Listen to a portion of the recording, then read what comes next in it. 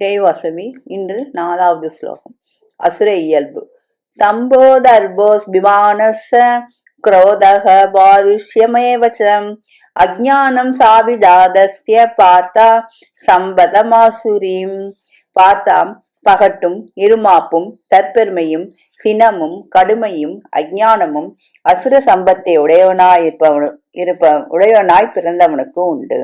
ஒழுக்கத்தில் தன்னை சிறந்தவனாக காட்டிக் கொள்ளுதலும் ஆடை ஆபரணங்களோ கொண்டு தன்னை மிகைப்படுத்த அலங்கரித்தலும் பகட்டாகிறது.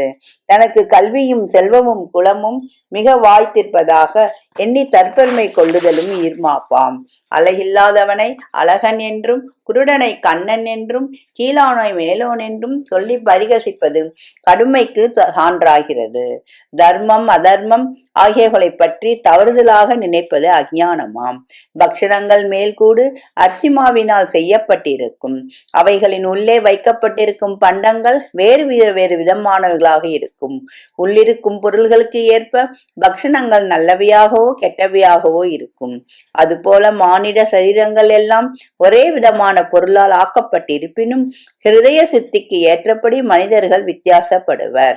இது ராமகிருஷ்ணர் உபதேசம். இயல்பு வேறுபாட்டால் வரும் பயன் யாது? விடை வருகிறது. நாளை பார்ப்போம். நன்றி, வணக்கம். இப்படிக்கு லதா ஸ்வரூபம் விருத்தாச்சலம்.